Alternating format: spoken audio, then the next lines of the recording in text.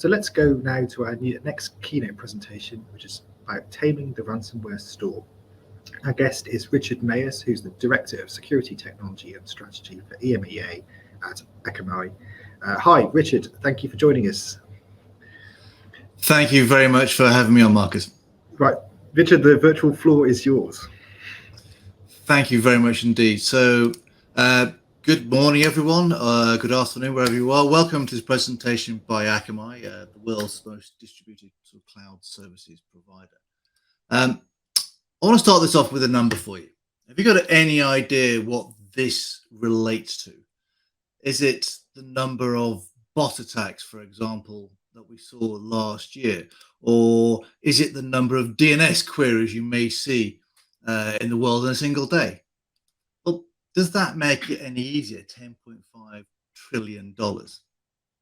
Well, this is the estimated value of cybercrime in the world in 2025, as declared by Albania's Prime Minister Edi Rama at the World Economic Forum conference in Davos back in January.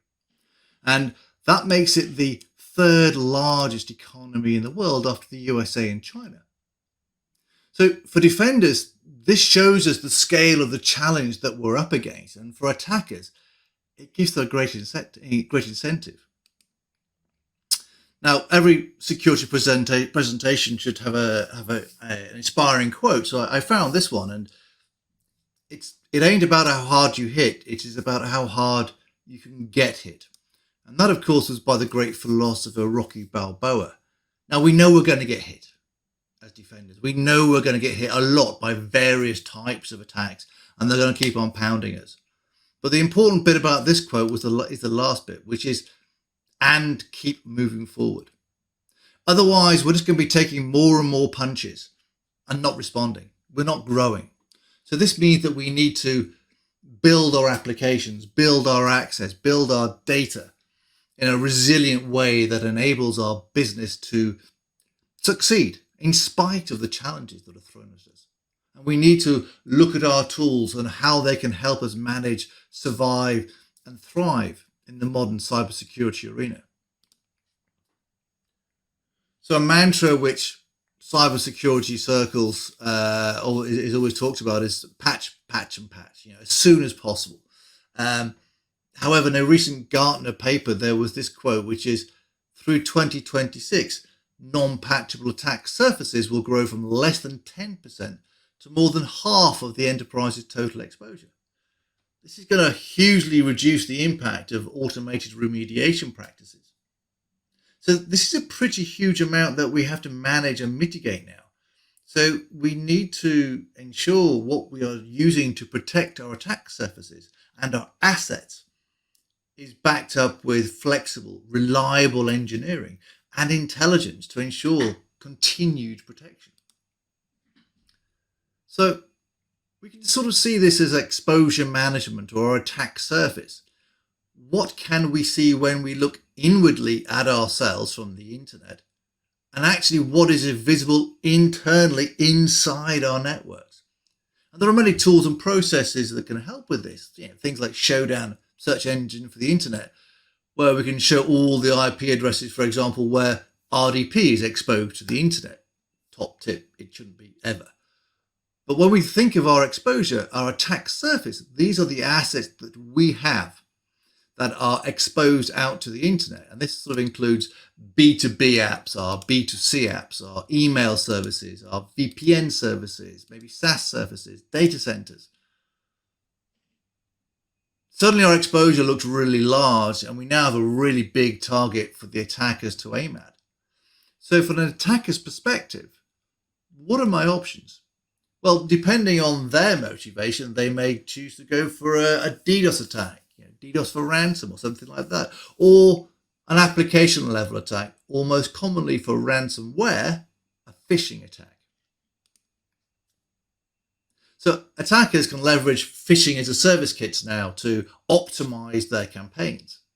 But they always rely on the fact that users are going to click. If we think of users as part of our risk assessment and how their devices are used as part of your exposure, how well are those users protected? There were a slew of high-profile breaches last year when enterprise users were socially engineered to bypass MFA controls and give access to organizations and their key assets. So this example here is, and three things give this away as being fake. The first is that BA wouldn't obviously give you these for free, but can you spot what the other two would be? If you spotted that, take a bow, because most people don't spot it, and they'll probably may say it's the HTTP and not HTTPS, which would be another good indicator, but a dot underneath the A, that's all it is. It looks pretty convincing. It's 1 pixel difference from a legitimate domain. How many of your users would actually fall for that? Or realistically, when you're scrolling through all of your WhatsApp text or your emails on your mobile phone, are you going to be able to spot a pixel difference? And when we start looking at all those users are going to click, this is where we started doing some data at Akamai. We see about 7 trillion DNS requests every single day. So we've got a fair amount of data that we can play with. And we looked at all of the DNS requests from protected devices that we cover. And we came up with some pretty startling and worrying data. In that Q4 last year, we hit 20%. That meant that 1 in 5 devices that were sitting behind us were reaching out to either a phishing site, a malware site, or a C2 site at least once in that quarter. At least once in that quarter. That's 1 in 5. When we broke that down for the C2 servers, and a C2 server, not a phishing email that we saw in the previous slide, a C2 is command and control. This is the machine is already compromised. It's reaching out for its next instructions. When we broke that down into enterprises, we found out that 1 in 8 enterprises were reaching out to a command and control server. 1 in 8. And then when we looked at breaking that down into the actual verticals, we saw that 30% of the organizations with malicious command and control traffic were in the manufacturing sector. Now, that sector might not be as far along the security evolutionary journey as some other verticals, such as financial services or commerce. And the pandemic and ongoing IT-OT convergence is creating a lot of issues that still need to be addressed in that vertical.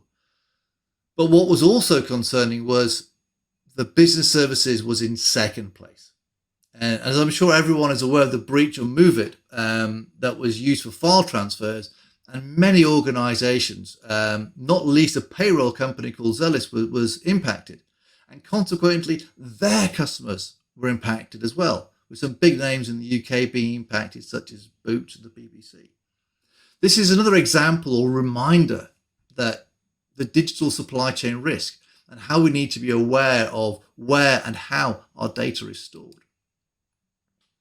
And when we overlaid that data onto some of DNS discovery back to a ransomware review that we did of the Conti attack group last year, what we found was that they had the same level of success as a ransomware group across the verticals. It almost matched it perfectly. And Conti, if you're not familiar with them, was one of the most successful ransomware groups operating in 2021. And they broke up early in 2022 due to a disagreement of the conflict in Ukraine. And they had a very efficient model of operation, much like a franchise system, where new operators were given a how-to guide of how to compromise an organization. I mean, they even had a CEO. That 10.5 trillion has got to be hit somehow. But the correlation between what Conti were doing and the DNS that we saw, the data we saw, especially impacting the verticals, was very clear. And when we look at it from an application and API attacks, I think the numbers of what's been happening in the last 2.5 years is exceedingly interesting, and it shows the pivot in the attackers. If we scroll back to January 2021 on the left-hand side, SQL injection attack is the most dominant vector. This is a very common attack vector. It's been the most common attack vector for years. It really is myfirsthack.com. It's what most people try and do when they're trying to hack. Easy to get advice on YouTube and whatever, and it's easy to test and easy to get results. But the most you're ever going to get is a database. And it may just be a user database. What attackers are now looking for is a bit more payback, a bit more cash. And they can do that by ransomware. And to get ransomware, they need to go onto the network. And this is where the other two colors in there below that, the dark blue and the light blue, give you local file inclusion and cross-site scripting. And when you look at those two, those are really taking off because those are the ones that can give you the opportunity to get a bridgehead onto the network. So what we need to do is reduce the opportunity, reduce the risk. And we need to look at how we can address the obvious attack vectors, DDoS, application attacks against our websites, and crucially, APIs. 4 out of every 5 requests on the Akamai platform is an API request. And we see about a third of the internet every day. 4 out of every 5. So you need to be affording the same level of security to your APIs as you are to your web apps. So we focus on our external facing web and our internet assets, and deploying effective web application firewalls is a must. But what about your users? We just saw how effective phishing can be. How protected are they against these types of attacks? How protected are they from social engineering attacks? The modern office worker has 3 days in the office, Tuesdays, Wednesdays, and Thursdays normally. And we all know that makes for a splendid acronym. But what are they doing for the other 2 days? They're working from home or wherever, it doesn't really matter. But we've gone from an environment where everyone was in the office to a situation where 40% of the time, your users are on an untrusted network with all manner of IoT equipment. And the DNS data that we just saw echoed how dangerous that was. So one of the things we can look to do is something called Zero Trust Network Access, or ZTNA. It's a great way to reduce the exposure of your users. This allows them to work from anywhere, inherent security and performance benefits over legacy network architectures, far further than just remote access. If we look at the traditional scenarios here, you see that once the user on the left has connected on their VPN, they essentially have the same level of network access as the user on the right. Except, as we discussed before, the network the user on the left is using, the one with all the IoT, there's a good chance it's going to be compromised. 20%, remember, we saw. How can we make it so the user on the left can access the applications on the right in a more secure, more flexible, and more scalable way? By abstracting the authentication out to the cloud proxy, we can reduce any unauthenticated attacks. In addition, as it's proxied, there is no IP level access to the application from the end user. If you do an nmap from the remote user, you'll just see the proxy infrastructure and not the assets you want to attack. The next is authorization. If I reduce the amount of devices the user is permitted to access, then their exposure risk is reduced. This is essentially least privilege in the same way that we've been talking about for 30 years. Think about how many apps in your organization, but how many do you actually use? Is it 2%? 5%? And similarly for our cloud apps as well. It doesn't really matter where the app is. It's just going through the proxy, so it's transparent to the end user. So now we've done a big chunk out of that exposure. Another part of understanding our exposure is understanding what assets we actually have. What do we actually have running in our network? How many PCs, servers, IoT cameras, printers, VMs, containers? How that list is maintained and curated is vital to reducing our exposure. If you can only see what half of your devices are doing, you're going to have no idea what the exposure is of the rest. So we need to make the target smaller. Things like your email server should not be visible to the internet for things like webmail. You should not be able to RDP to a Windows server direct from the internet. And don't think that sticking all this behind a VPN is going to solve those issues. So a good way to reduce your exposure is to look at all of your external facing apps, your B2B apps, the apps your users rely on. And remember that if we do things like ZTNA, users are going to have no access to the network. They're just accessing the app. So they have no IP level connectivity. And then with ZTNA, the users are only able to access the apps they're authorized to access. And then our users are protected from compromise, from clicking on those links, wherever they are working from. So this has reduced our exposure, not completely, but it has reduced it to a point where there's still going to be areas within it has been accessible to the internet within our estate, but we have reduced it significantly, and we've made that target much, much smaller to hit. So we've reduced the target, but the attackers are still going to try many different routes to get access to your assets. An insider threat, for example, 61% of organizations have seen in the last year. What happens if you're compromised through your legitimate supply chain? And this is why assumed breach is beginning to get a lot of credibility. And this means acting like you have been breached. What would happen if you were breached today? What would you do? This doesn't mean, it's not being fatalistic. I mean, yes, the chances of an organization being compromised in some way is highly likely. But rather than trying to take a reactionary approach, we need to be proactive and decide what we can do to make the breach as painless as possible. This is a key principle behind which all submarines are designed. If you've ever watched any underwater movies, you've always seen clips of submariners frantically closing doors and securing bulkheads due to a part of the hull being damaged by a fire or a gas leak or something like that. By compartmentalizing the affected area to the smallest piece possible, restricting access, venting the fire or the gas, they are quickly able to restore the boat. Without the bulkheads, any small incident can jeopardize the whole crew. So we need to think the same for networks. A breach that can be contained by compartmentalizing is great, but not at the VLAN, not at the network level, as the collateral damage could still be enough to take down the ship or take down the business. We need to compartmentalize at the workload level, and then the incident can potentially become almost trivial. And then in the cyber world, we know there are many actions that can be taken after a breach. In a recent webinar I did some questions, I asked some people, 23% that said they would do this. The top answer was actually switching everything off. So there are better ways at how we need to do that.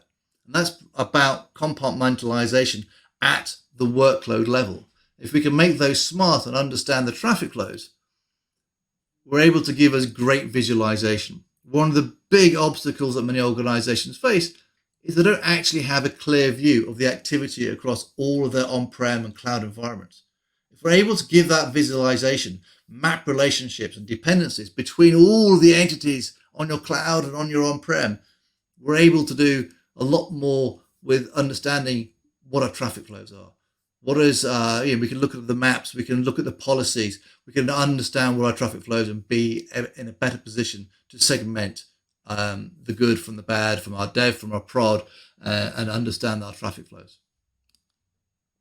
So now we've created a network where our internet exposure is reduced, protected as much as possible, and we have micro-segmented our network to ensure the malicious traffic cannot traverse the internal network.